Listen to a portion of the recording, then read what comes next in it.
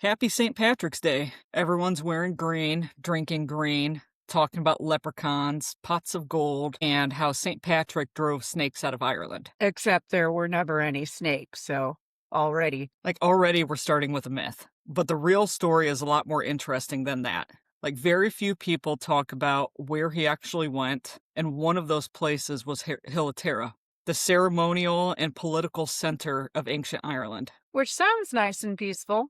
It's not. Tara is over 5,000 years old. It's filled with burial mounds, cremated remains, and a stone that was said to scream when a king was chosen. It's not exactly parade energy. No, and when St. Patrick arrived, he wasn't walking into celebrations. He was walking in a power, ritual, and something much older than Christianity. So when everyone else is celebrating... So we're going to look at what was actually happening on the hill with kings, high kings, fairies, human sacrifice, and undiscovered underground chambers. Welcome back to X-UMED. I'm Lisa. And I'm Samantha, where I ruin your holiday with history and myths. Tonight's episode is Hilatera, or Tara.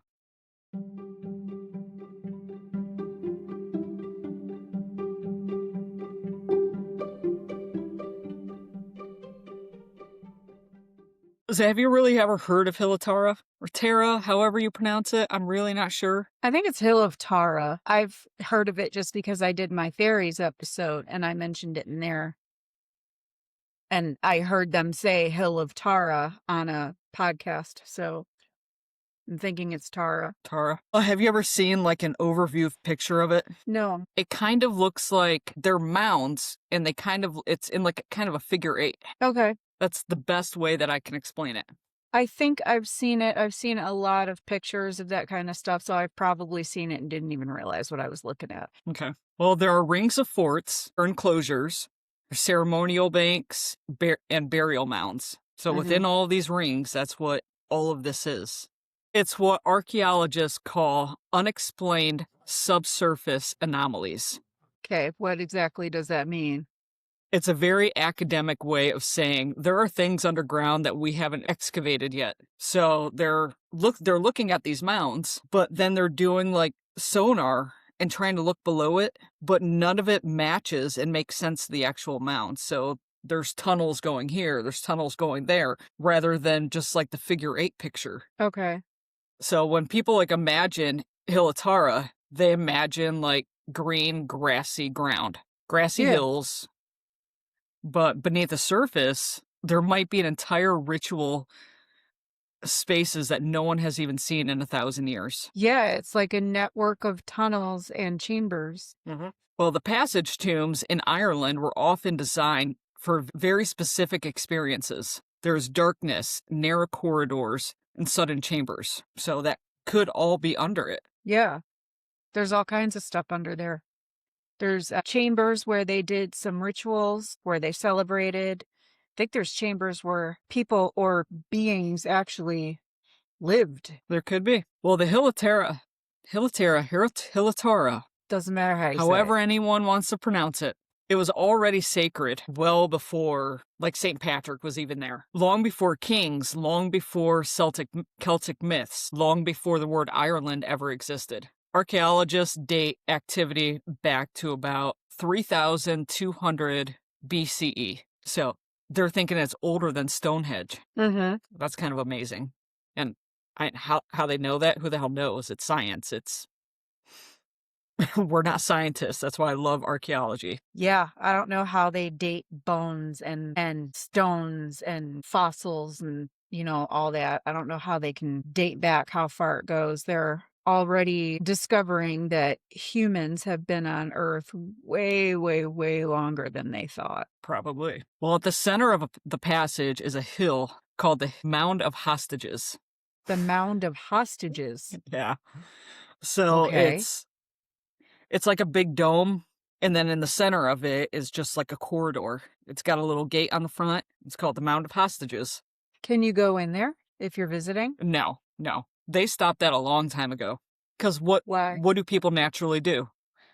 We naturally destroy everything. Yeah, can't nobody can respect anything. No, this is why we can't have nice things. Exactly. Well, it was named something earlier on, but later on in history, they named it to the Mount of Hostages because it refers to a practice where the high kings were holding hostages and traditionally exchanged them at that site. Okay, makes sense. Yeah. What it was named before, I don't know, and I'm not even going to try to pronounce it. Okay. Inside the mound are burnt remains, cremations, bone fragments of children and adults, and they're thinking that it was possible rituals spanning centuries, kind of like human sacrifices. Yeah. And what's interesting about it is the tomb, the front of the tomb, is aligned with the sun, kind of like how, like the Mayan temples in Egypt and Stonehenge, how it's all aligned with the sun and the stars. Yeah. So it's lined with the rising sun on the Samhain and Imbolc. So the two major festival dates. Samhain. Yes. And what? Did you say Imbolc. mullet? IMBOLC. I've never heard of that one. I think it's a fall festival. It's either a fall festival or spring festival. I know it's further on in my notes. Okay, because Samhain is the fall festival. Okay, then this is the summer festival. Okay. So meaning like whoever built this, like they weren't just burying the dead. They were timing it with the sky. And some remains show that there's evidence of cremation with like the very careful placement of where they placed the bodies. It wasn't like chaos, it wasn't plague, it was ceremony. Yeah, it makes sense. It ties in with the pagans and the druids, and they did a lot of blood sacrifice. Mm-hmm. So the site was believed to be a focal point for spiritual and magical activities, making it sacred ground in the center of ancient Ireland. The site was believed to be a portal to the other world, which we're going to get into that much later on. And the king symbolically marry the goddess of the land to secure their rule. And does the goddess of the land change like kings do? No. So the goddess of the land is always the same, but the kings change and they all marry the same person? Okay. Yeah. Is this an actual person? They marry the land. No, they marry the land. Yes. Okay. The land is the goddess. Okay, gotcha. From roughly the early centuries CE to around the 12th century, Tara was associated with High Kings of Ireland. Do you have any idea what High Kings are? Not really. Or the difference between kings and high kings? Is it like priests and high priests? They like rank over regular kings? I don't know. For the most part. So the high kings were like the supreme rule who ruled the entire area. And it was more symbolic. And then kings ruled specific parts of the area. Oh, okay. All right. So it's, if you want to go into like different monarchs, now I would kind of say that if there was a king of Ireland now, it would be considered like the high king because they rule the entire area now rather than just small parts. Okay, so what I'm thinking is like, okay, think of a franchise and every little store in that franchise has a different manager, but then there's a GM that rules over all of them. That's kind of what you're saying. Yeah, but the high king is more symbolic where they're gonna kind of more of a religious symbol. Okay. The last high king was actually in 1318. So it really wasn't that far ago. Wasn't really that long ago. Yeah. Okay. I mean, it is, but thinking back feel like centuries it is. and it is, but it also isn't when we're talking about 2,000 years, like BC. Yeah, I know. That's crazy. Well, within some of the earthwork, we're going to be talking about earthwork a lot, and that's like the mounds that you see are above ground that create that figure 8 shape. Okay. We call that earthwork. There's a banquet hall. Legend said that it hosted feast. In archaeological surveys show it's likely prehistoric, older than even the medieval kings. At one point, there was a lot of structures around the Hill of Tara, but it's gone. They're gone now. So the kings may have repurposed something ancient to legitimize themselves, which they were already standing on something sacred, like borrowing its power. It's like political branding 1,000 years before Instagram. Yeah. Well, at the summit of the entire place is I'm going to say this wrong, Leafile, Leophale? Leophal. L-I... Yes. It's Leophal or it's Leophale. They pronounce it both ways. Well, it's the Stone of Destiny. Yes. It's a tall circular rock, probably about 6 feet, anywhere from 6 to 8 feet tall. Legend says that when the true High King of Ireland stood upon it, the stone would roar. Mm-hmm. It would cry out. It would confirm the divine right. According to the legend, the stone would roar 3 times when the rightful king touched it. He couldn't touch it. It wasn't with his hand. It was with his feet, though. Weird. Oh, yeah, I think I have weird. a theory of why. Because when I did my fairies episode, I talked about Leophel and the because it's on top of the hill of Tara, correct? Mm-hmm. The hill has its own energy, and then the stone has its own energy. And then when they come together, it makes a completely different energy. So touching it with your feet, you're touching the ground and you're touching the stone at the same time. So you're kind of like a conductor of both energies. Okay, Does that make sense? makes sense. Yeah. I don't know if that's true, but sounds right. It's a theory. Yeah. Well, when it roared, it was indicating that he was chosen as the ruler of Ireland. 142 kings are said to have reigned ancient Ireland during the prehistoric and historic times.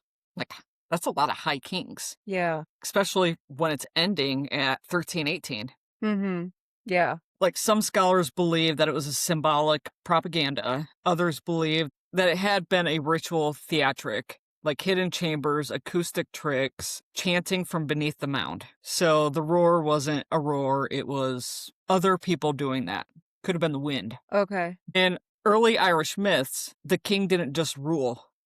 He married the land, and the land was personified as his goddess. Mm-hmm. Sometimes described as beautiful, sometimes described as grotesque. Like, only the rightful king could embrace the land, could embrace her. I'm like, trying this to wasn't wrap politics. my head around that concept. He was, in order to be a king, you had to be one with the land. Like, the land chose you. Mm-hmm.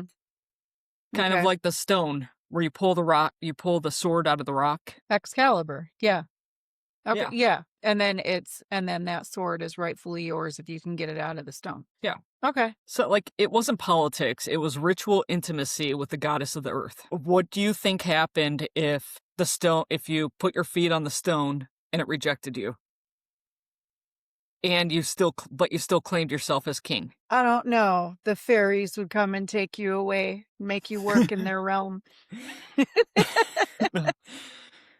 What would happen? There would be famine, plague, war. Oh. The king's body symbolized, like, the health of the nation. So if it went wrong, it would get ugly. Yeah. There's also possible human sacrifices. Possible. Yeah. Human Possible. sacrifice is always like rumored, but it's never confirmed that that's what they did. Yeah, the most confirmed human sacrifices is like the Yucatan Peninsula, the Mayans and the Aztecs, because they had the cenotes. They threw the bodies. It's essentially it's a cave underwater. Like, the cave broke in. It's an underground, like, swimming pool, natural pool. And they would sacrifice people. They would throw people in it. Well, either throw or they would walk in on their own. They would throw jewelry, all sorts of different things down there, and it's been found. Oh, so cool. Sacrifice yourself to the gods. Yeah, I never knew any of that. I don't know a lot about that kind of stuff. I learn as I go. When we do these episodes, I just learn more and more. Well, there's an ongoing academic debate about whether ritual sacrifices even occurred at Tara. Okay. But Ireland's early legal mythic text describes kings being deposed, even killed if crops failed. Yeah, if something goes wrong, it's the king's fault. Bog bodies across Ireland show evidence of ritual killings. You know what bog bodies are? I want to do an episode on bog bodies. I know what bog bodies are, and it's really cool. Yeah. Well, for anyone who doesn't know, the bog bodies of Ireland are, like, exceptionally preserved.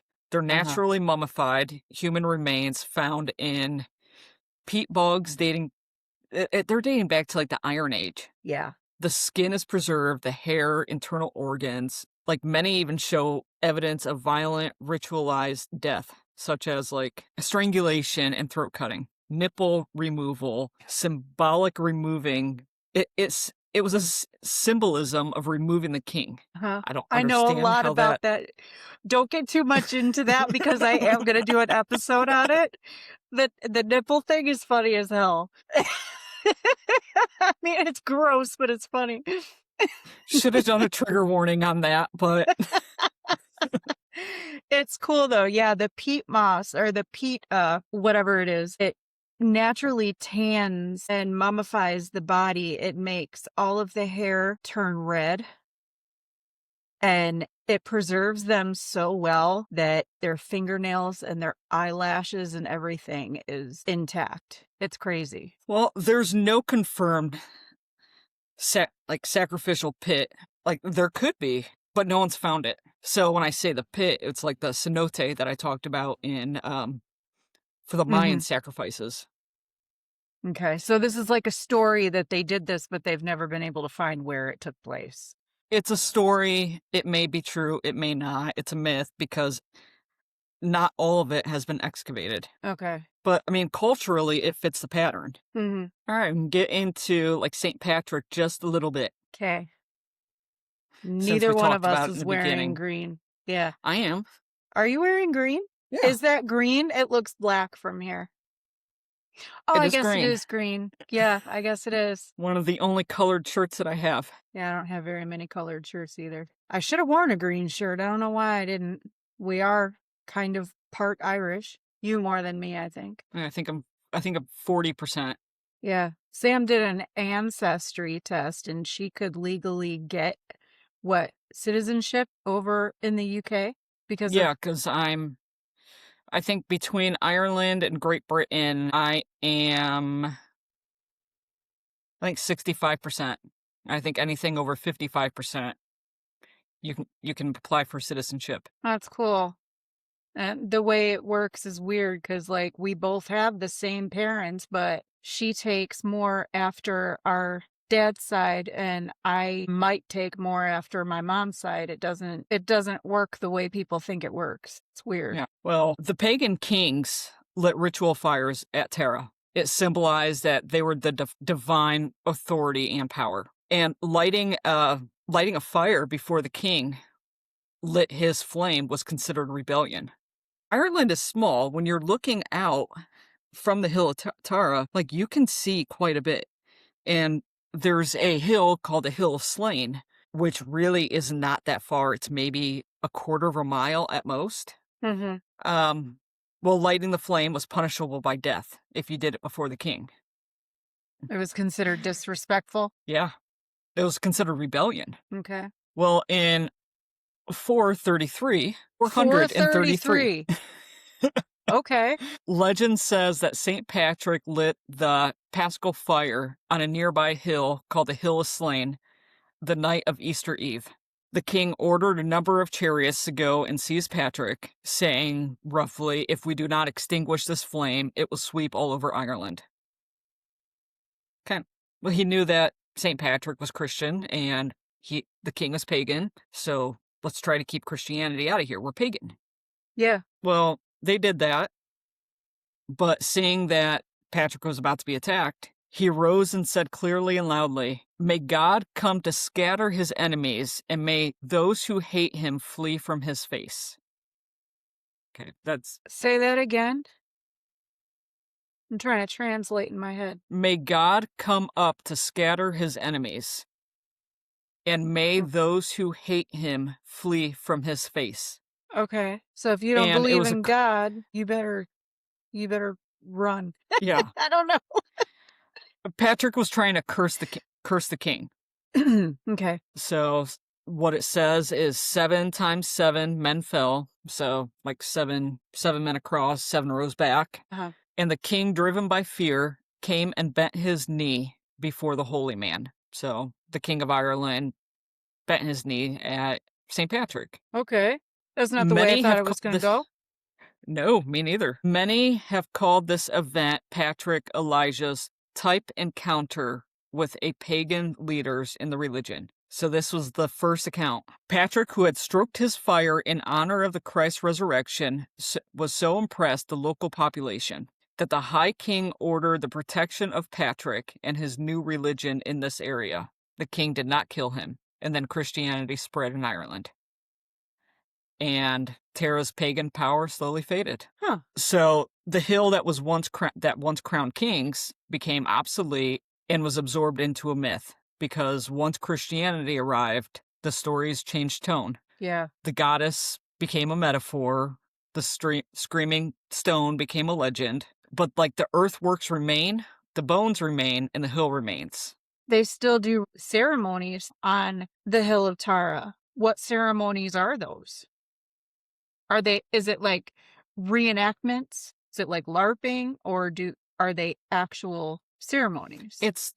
It's like the same ceremonies that you would find at Stonehenge, like on the solstice. Okay. So they're So real. the change. It's not Yes. just LARPing. Okay.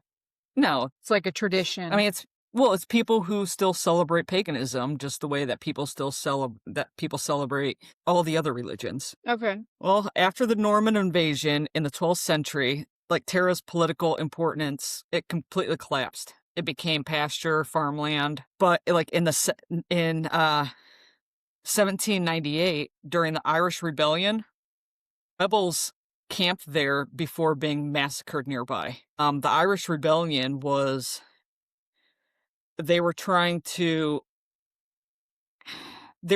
not to be part with Great Britain. They were trying to be their own country, and the Irish stood up for themselves. And then mass graves were eventually formed around them. Wow. Okay. So it did not end well for them. No. Which kind of the same thing in 1843. There was a monster meeting. There was over 750,000 people, and it was supposed to be a peaceful rebellion, like against unionizing Britain. They were demonstrating popular demand for independence in Irish Parliament again.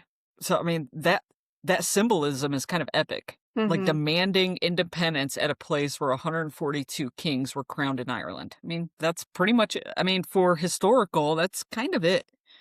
After that, there really wasn't much more going on at the Hill Tara. I'm trying to remember. I mean, I still have a lot more before we get to fairies. Okay, then keep going. I thought you were done already, and I was like, the fuck? No. Okay. It's trying to transition. Well, we've got the hidden passageways of Tara, and it's very strange that most people don't even realize. Like, it isn't just a hill. We're talking about, like, the Mound of Hostages. It's kind of like the center point. It's like a mausoleum, isn't it? Yes and no, but we really don't know because we haven't gone in and explored everything. It's hollow, or at least parts of it might be. There's a series of mounds, passages, and chambers that we still fully don't understand. And once you start mapping them out, like a weird possibility starts to appear. What if it wasn't just a ritual site? It's a burial What if site. it was... Yes. And what if it was like ritual complex? Like the best known chamber is the Mound of Hostages. It's Neolithical passage, and it was built 3,200 BC. I think they actually call it BCE now. So inside of the mound, BC stands for before Christ. I'm pretty sure. Biblically, yes. Okay, what's BCE then? Just another way of saying it more scientifically without putting religion into it. Why they gotta make it more complicated? I don't know. It's gotta be eccentric about everything. A little bit, yeah. Well, inside the mound is a narrow stone corridor leading into the burial chamber. But the Mound of Hostages is just one structure among dozens of earthworks across the whole Hill Tara. So you got light appearing only during certain solar alignments. Meaning, like, someone entering the mound wasn't just walking into a grave. They were walking into, like, a constructed spiritual experience. Basically, an ancient ritual theater. And there's darker theories behind it. Some archaeologists believe that these passage tombs were not just burial, but some archaeologists some archaeologists believe these passages tombs were used not just for burial, but for initiation rituals. Mm-hmm. Like, imagine being the person led underground through darkness, through tight stone corridors, into chambers full of bones. Then the sun suddenly appears through the passage, illuminating the dead. Like, if you wanted to convince someone the gods lived under the hill, that would do it. Yeah, back then, yeah, they believed in a lot of superstition, religion, spirituality. That's the first thing that they would think when they saw something like that. Mm-hmm. Now we got the mythology. That's always my Some of the favorite part. some of the fun parts. Yeah. It's an access point to the other world. Like, can you do you know much about what the other world is? In Ireland, the underworld is the fairy realm. Or I always want to say the underworld. It's not the underworld. The underworld is hell. The other world is the fairy realm. And it's a magical realm that the fairies live in.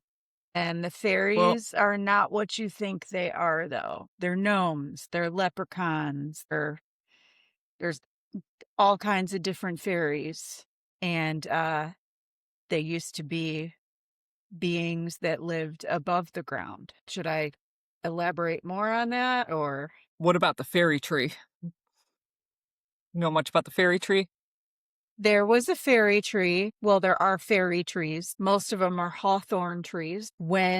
How do I want to say this? When the locals are tending the land and they're tilling and they're mowing and things, they will mow around as to not to disturb certain things like fairy mounds and fairy trees. And I can't remember when it was, but it was very recently. What did I say? 1990 something? It wasn't long ago. It wasn't long ago at all. A major roadway was actually rerouted to save a fairy tree. They don't disturb anything that is associated with fairies, because over in Ireland, the belief in fairies is not myth, it's their history. They take it very seriously. And disturbing one of those trees or one of those mounds is very bad luck. Yes. Well, the other world, it's like a parallel realm that exists alongside our world, not above it or not below it. Like, it's not heaven, it's not quite the afterlife. It's like a hidden dimension Yeah. where time moves completely different. The dead and the living can overlap. Supernatural beings exist, and certain places in Ireland kind of act like doorways.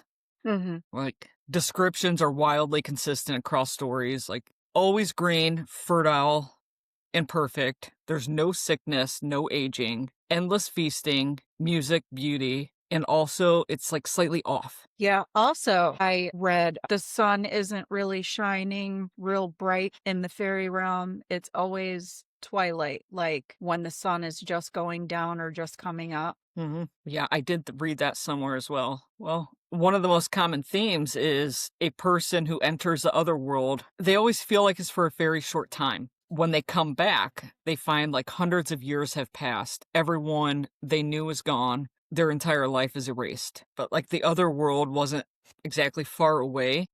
It was believed to be accessed through burial mounds, hills like Hill of Tara, ancient passage tombs, caves of water, certain times of the year, especially during Samhain. I'm never going to pronounce that right. It's Samhain. That's how you pronounce it. Oh, well, I did good job. Yeah. Yay. Words are hard, you guys. Words are hard. Especially when you're going from different parts of the world every single week. Yeah. Well, people believe that these places were thin spots where, like, the boundary of the world was weak. The other world was inhabited by, I'm going to say this wrong, Tuatha Tuatha De Danann. Yes. Yes. The Tuatha De Danann are the beings that were supposed to have, they came down onto a mountain. I don't think it was Hill of Tara. It was somewhere else. In like a dark cloud, I guess. And they came to Earth to teach the locals, teach the humans their magic and technology. And they went to the other world. They like created the other world for themselves because they had lost a battle with another warrior tribe that came over and took over Ireland. So yeah, the fairies in the fairy realm that's the Tuatha De Danann. Yeah, and they were first described as being gods, then spirits, and now we consider them fairies. Mm-hmm. That's just the translation over centuries. It's now Yeah. fairies. They worked very closely with the druids. They taught the Hmm. druids their magic. And I guess the Tuatha De Danann got their knowledge from the Anunnaki. That's what I learned when I was doing my fairy episode. So they're like a step down from, so it's like the Anunnaki taught the Tuatha De Danann, and then the Tuatha De Danann taught the druids. Okay. And then the I didn't druids get taught that far everybody into it. else. Well, on the surface, the other world sounds like complete paradise, but like there's always an edge to it. It's got a dark Like you don't, side. yeah, like you don't fully belong there. It's seductive, but isolating. It replaces your reality with something artificial. It's more like being taken away somewhere you weren't meant to be. Like it feels good being there, but you don't, it doesn't, something still doesn't feel right. Yeah, you feel like you don't belong there. It's like there's something And sinister about it, but you can't put your finger on it. yeah, and it often shows up in stories about fairies. Mm-hmm. I read somewhere, I don't know, somebody said that they had don't quote me on this, I just read a story real quick about it. Someone who claimed to have been taken to the fairy realm. And even while the fairies love to drink and dance and party and, kind of it reminds me of Lord of the Rings, the Never hobbits, saw it. how they party and, they like to drink a lot. Well, how the hell, never mind, I'm not even going to get into that. Watch Lord of the Rings, what's wrong with you? Anyways, it's like that. That's how the fairies are. But even when they are laughing and singing and dancing and having a good time, it seems like there's something sinister about it at the same time. Like you're supposed to be having fun, but you feel like you're in danger at the same time. Okay, I get it. So, if Terra was an entrance to the other world, do you think anyone actually went in? I don't think they would go in without permission or without an invitation, but I think way back when, probably. Certain circumstances, yeah. Well, there's no written record of that ever happening. But with the mythology, the rituals, and the archaeology, like it starts to line up and it's hard to ignore. Like it's early Irish belief. The kings didn't just rule the land, he was bound to it spiritually and physically. If the land thrived, the king was accepted. If the land failed, the king failed. Mm-hmm. But like there's also another layer of belief. Like the land was alive, it had a will, and it existed partly in the other world. In an Irish belief, the dead weren't gone. They were part of the other world. Like imagine So being a potential So you're saying that when people passed away, they believed that their spirit went on to live in the other world in the fairy realm. Yeah, Okay, so they didn't believe in heaven or hell. They just thought that everyone went over to the other world when they died. exactly, yeah. That's interesting. Like imagine being a potential king. He's brought into the mound of hostages, the same place where bones lie. The sun enters only twice a year during the ritual holidays. Like he's not being entered as a ruler, but as a participant. At the center, there is a chamber, bones and ashes. Like this may have been symbolic, like an initiation, a ritual, a way of connecting the kings to the ancestors. Some theories suggest that the king wasn't just entering the mound to be blessed. He was entering to be judged by the land, by the dead, by whatever people believed lived underneath the hill. And if he emerged, he was accepted. But if he didn't, then maybe he was never meant to come back. Because it's also in mythology that if you enter the other world, you may not always come back. Yeah. So the hill might not just be where the king was crowned. It could be where he was tested. Yeah, that's interesting. See, we're both doing basically the same thing. Like with my fairy episode, I just researched in a different direction than you did. You go to mythology, I go to history. Yeah, and it's really cool. But a lot of your history with this one is mythology at the same time. It's just stuff that I just kind of skimmed over and didn't really focus on. And what you like to go to, my mind just blanks across it. Yeah. Yeah, it's kind of cool. I like learning about this kind of stuff. I feel So like let's this get one to should have modern. been. Sorry. Or yours? No, I feel like this one should have been like, we either should have done like a really long episode with my stuff and your stuff in this episode together, or they should have been like back-to-back episodes. But I had no idea you were going to do Hill of Tara. I didn't know either until a couple of weeks ago. Well, let's get into modern day. In the 2000s, the Irish government approved of the M3 motorway near Tara. Protests erupted. Archaeologists warned of damages. Like, the valley around Tara is full of undiscovered sites. Construction might destroy ancient history connected to the hill. Thousands protest, and archaeologists excavated dozens of nearby ruins before the construction continued. Activists camped on the hill. Many claimed that disturbing Tara would bring misfortune. Construction continued. Ireland entered economic collapse during 2008 financial crisis, which really everyone collapsed. That's when the housing market was down. Everything was. So say it's a coincidence, but it happened all around the world. But it's still symbolic. Now there's tons of tourism and historical tours, archaeological research, pagan and Druid gatherings, cultural ceremonies. Many modern Irish spiritual groups celebrate festivals like the Samhain Festival, which is a Celtic festival marking the end of summer and the beginning of winter. It's like their Halloween. Yeah. And then the Beltane, which celebrates the end of spring, beginning of summer. It honors fertility, fire. It's now embraced all over the world by pagans and Wiccans. Mm-hmm. So, I mean, it's the same thing as what you see at Stonehenge and many other places. Some people now say that when you stand near the Stone of Destiny, the official word that I can't say, Leafale.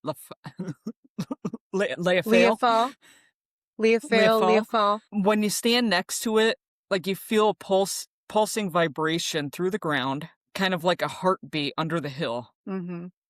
Like they feel pressure of warmth in their chest, but there's no scientific evidence. No, of course not. But yeah, that's the two types of energies coming together and pulsating out. That's what they're supposed to be feeling. Well, right beside the Hill of Tara sits the ruins of the St. Patrick Church. It's an old graveyard, and it's been there for centuries. When people visit Tara today, this church and the cemetery are actually one of the first things that you see before walking to the Royal Hill. Mm-hmm. One part of the church is a church. The other part is also a gift shop. It's mostly like stones, incense, bath bombs, and that's just from memory of when I was there. Don't fully remember. I know I bought a bath bomb there. Is that where you stole a rock? Yes, and we aren't going to talk about that. And it was not from the graveyard. It was the pathway. But did you text me the other night and tell me that it was actually illegal that you did that? You broke the law. I didn't realize that I did that. I put it in my pocket, and then the people that were with me said that I shouldn't do that, and it was storming, and I thought that I got home a week and a half later and washed my pants and realized, oh shit, it's still in my pocket. At this point, don't even feel bad about it. Just, it's a souvenir. Keep it. You're like, I gotta send it back. I'm almost confident that it was from there or it was from Stonehenge. One of the two. I'd keep it. Well, the church, it's the current ruins of St. Patrick. It dates pretty much back to the 1800s, but there was earlier religious buildings that was on the same site. But it was very common for Christianity to kind of knock over any buildings from the pagans and build their own. Yeah. Like it's absorbing and replacing the ancient religious traditions. Mm-hmm. They didn't really try to erase paganism altogether. They just kind of tried to demonize it a little bit, and they altered it. Yeah. Well, on the other side of the church is a graveyard. Mm-hmm. It contains hundreds of burials, some dating back several hundred years ago. Like things you'll notice today, like extreme weathered headstones, Celtic crosses, graves from the 17 and 1800s, some even older. A lot of the family plots are still visited today by family members. There is folklore around the graveyard. I'm not going to say graveyard, but it's actually a churchyard. Okay. What's the Graveyards folklore? that were, yeah, graveyards that were in church property are actually called churchyards. Okay. Some visitors claim to have seen a large dark dog, walking between the graves at dusk. In Irish folklore, black dogs are sometimes associated with death spirits or guardians of the burial grounds. Hellhounds. Yeah, hellhounds, exactly. Yeah. A few people have claimed to hear a faint church bells near the ruins late at night, even though there are no working church bells around. Local stories describe sightings of a hooded monk figure walking through the graveyard path and disappearing near a church wall. One of maybe the druids. Maybe. And then there's one personal account, like I've been to the castle and the battlefields before. Tara felt different. It didn't feel haunted exactly. Like it felt occupied. Felt occupied. Like it felt like there were people there and there's nobody there. Yes, and it's hard to explain to other people exactly what that means, other than saying our grandma and the house that we grew up in. We always felt like someone was there with us, but it never Yeah. felt haunted. It never felt haunted. We just never felt like we were alone. Yeah. But it was a comforting feeling Very, yeah. for us. Yeah. Okay. And then, like, why it feels creepy, visitors say that the graveyard has a strange atmosphere because of the contrast. In front of you is a Christian church and a cemetery. And then behind you is one of the most ancient pagan ceremonial sites in Ireland. Like you're literally standing in between two religions separated by thousands of years. Many locals say that the church was built there specifically to watch over Tara and suppress the older pagan traditions associated with the hill. Doesn't that kind of feel wrong to you, though? That, like, the pagan traditions were there long before Christianity came in. And I feel like the way that things originally were should never be rewritten and erased. That's history being altered, and it's just wrong, you know? Yeah, not saying that it's wrong or right what happened, but it's something that still should be acknowledged. Yeah. But like the way I think is like I always wonder about the true origins of everything. Since history has been rewritten and altered so much, we will never know, and that bothers me. I don't like that. I mean, it's all history. It's all weird. It's all uncomfortable. It's I all, know. I mean, in 1,000 years from now, what we're doing today is probably going to change to be rewritten. I know. But the Hill Tara might still stand. It's cool. I And want people to are going to go. say, it's really neat. I went there and I think it was like summer of 2012. Did a couple of days in Ireland, a day in Paris, or a day in England, and then a couple of days in Paris. And it was during the London Olympics and the Diamond Jubilee, so I couldn't really stay in England. So we went over to Stonehenge, drove around Ireland for a couple of days. The first day after getting off the plane, we went to Hill Tara, and it meant nothing to me. I really didn't know much about it at that time. Mm-hmm. I wish So I had you, appreciated it. yeah, because now knowing what we know about it, now we want to go back and see it because it's going to mean more, you know? If Like beneath our feet were thousands years of bones, ancient chambers, buried rituals, buried tunnels, possibly things that haven't been seen in 1,000 years. That's cool. I'm thinking that they probably did enter these places that you can't enter now. They did it way back then. You know they did.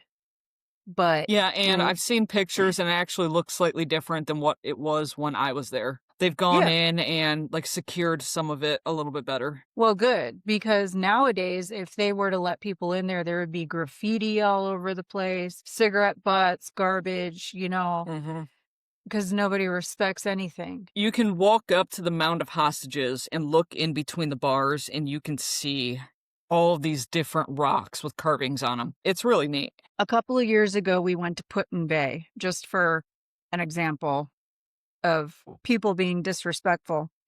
We went to Put-in Bay and we went down in that crystal cave underneath the winery. Mm-hmm. And it's just a very tiny cave. And the tour guide said, do not touch the crystals because the oils from your fingers will like disintegrate the crystals and make them turn like a darker color. Don't touch them. Immediately, what did everybody do? They have to touch it. They're touching Yeah. it. Yep. That's why we can't have nice things because humans suck. We do. We really do. But, I mean, that's all I know for now. I feel like that was a lot. Was a lot of information, but I think it was interesting. I hope everybody else thought it was interesting too. That was kind of a fun episode because it tied together with one of Mhm. my episodes. Okay. So, everyone do all the things like Mhm. subscribe, comment, you know the drill. Exactly. It helps us grow. And we are, I think, 7 subscribers away from 100 subscribers. And compared to other people, that is absolutely nothing, but it's a milestone for us. So we're going to celebrate somehow. And we thank everyone who tunes in every week and everyone who has subscribed. And stay tuned next week. We will be talking about, I'm not sure yet. I think I'm going to do one of my really messed up ones. Yeah, don't say it now. I I'm know not what you're going to talking say it about. Don't now. say it now. Just hold on to your asses for the next episode, but tune in because it's going to be a fun one. This is coming out after St. Patrick's Day. We're recording on St. Patrick's Day, so I hope everyone was safe and making good life choices. And I guess have a good night. Thanks for listening. Have a good night.